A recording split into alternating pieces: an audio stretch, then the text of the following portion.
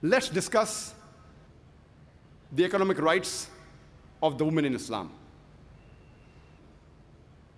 Islam gave women the economic rights 1400 years ago, 1300 years before the Western world. When the Quran was revealed at the advent of the Prophet Muhammad Sallallahu Alaihi Wasallam, any adult woman, whether married or unmarried, she was allowed to own or disown the property without the permission of anyone else. If we read history, the first time the Westerners gave right for a married woman to own or disown the property without the permission of the husband was in 1870s, under the Special Married Women Property Act. And this Special Women's Marriage Property Act was further revised in 1882 and 1897. Imagine, Islam gave rights to the woman to own or disown 1300 years before the Western world. In Islam, a woman is financially more secured. Before she's married, it is the duty of her father and her brother. And after she's married, it's the duty of her husband and her son to look after her financial aspects: lodging, boarding, clothing, and all of the financial aspects. She need not work for a living. Financially, a woman is secured. It is the duty of the man in the house to earn the living. The financial burden is put on the shoulders of the men in Islam. But if both the ends don't meet, and if the woman wants to work, she can work as long as it is within the purview of the Islamic Sharia.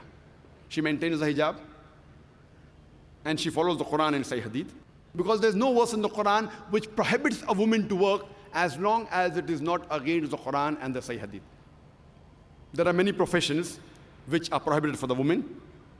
Those professions which exhibit the body, for example, modeling, acting, dancing, all these professions, they are haram for the woman. It's prohibited. Furthermore, there are many professions which are prohibited for the women as well as the men. For example, working in alcoholic bars, working in gambling den, doing dishonest business, cheating, bribing, all these are prohibited for both men and women. There are many professions which are noble,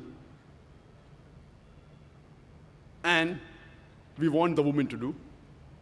There are some professions which if the women want both the ends to meet, they can do. For example, they can do cooking at home, pottery, weaving, knitting. They can work in places which have got segregation of sexes, where the modesty is protected, where the hijab is maintained. They can take up noble professions such as teaching. They can become nurses and doctors. If I want my wife, my mother, my daughter to maintain a hijab but natural, we should make our women folk, some of them, as doctors. But if we analyze in Islam, the woman is financially secured. She need not work for a living.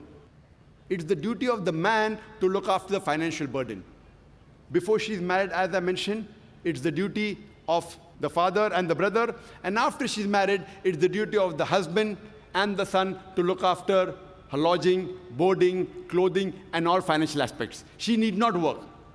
But if she works, and if that work is within the purview of the Islamic Sharia, then whatever she earns, she need not spend on the family. She can keep it for herself. That's her right. But if she wants to take part and help in the financial aspects, she can. But no one can force her. In Islam, during marriage, the woman is on the receiving end. The Quran says in Surah Nisa, chapter number 4, verse number 4, وَآتُوا النِّسَاءَ صَدُقَاتِهِنَّ نِحْلًا, that give to the woman in marriage a dower as a gift. In Islam, mahr, that is a marital gift, is compulsory for a marriage to solemnize. Without mahr, a marriage cannot solemnize in Islam. In Indian culture, where we live, it is the opposite. It is the woman who gives dowry to the would-be husband. In Islam, it's opposite. It's the man who gives to the would-be wife mahr, a marital gift, a dower. But unfortunately, in the Muslim society, many of us have made it as a joke. You know, in India, we keep mahr as 786 rupees. You can't even buy a pair of shoes with 786 rupees. And for namesake, they keep 2,000 rupees or 19 miskal. You know, saying that the Prophet kept 19 miskal as mahr. If you have the same wealth as the Prophet and Hazrat Ali, may Allah be pleased with him, and if you give 19 miskal, 19 miskal good, you may be having 10 times, 100 times more wealth than what the Prophet had, and Hazrat Ali, may Allah be pleased with him, and you want to give 19, you have to give 190, 1900 miskal if you want to follow the Prophet. They spend on the weddings lavishly. They may keep the nikah in the mosque for namesake, but a walima on a big ground, spending lakhs of rupees, millions of rupees, and they want to keep a mahr as 786. They want to make a mockery of Islam. The Indian culture, unfortunately, some of the Muslims, they are being influenced by the Indian culture. You know, in Indian culture, it is the woman that gives the dowry to the would-be husband. And you know, depending upon the market, if you want to marry a graduate, you may have to give 5 lakh rupees, 500,000 rupees. If you want to marry an engineer, you have to give 10 lakh rupees, 1 million rupees. If you have to marry a doctor, you may have to give 50 lakh rupees, 5 million rupees, as though herds and cattle are being sold in the marketplaces. In Islam, to demand dowry from the would-be wife is haram. It is prohibited. Demanding directly or indirectly, both prohibited. You can't tell the parents of the would-be bride that my son, he likes to travel in a Mercedes car. Giving an indication, I want a Mercedes car for dowry. You know, my son, he likes to live in a 3-bedroom apartment.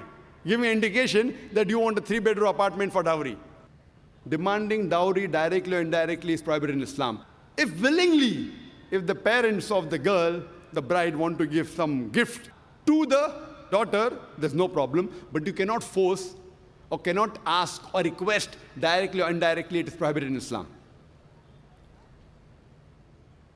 So if you analyze in Islam, the women, they are on the receiving end during marriage. And furthermore, irrespective, the woman may be very rich, the wife may be very rich, or she may be poor. Irrespective whether the husband is rich or poor, it is yet the duty of the husband to look after the food, clothing, lodging, and on financial aspects of the wife. He cannot say, okay, my wife is rich, I'm poor, yet it is his duty. Furthermore, just in case, if divorce takes place, or if a woman gets widowed, she gets maintenance for the iddah period, for the waiting period. And if she's pregnant, it extends till she gives delivery of the child, till she gives birth of the child. And if the child is born, she even gets financial support till the child grows up.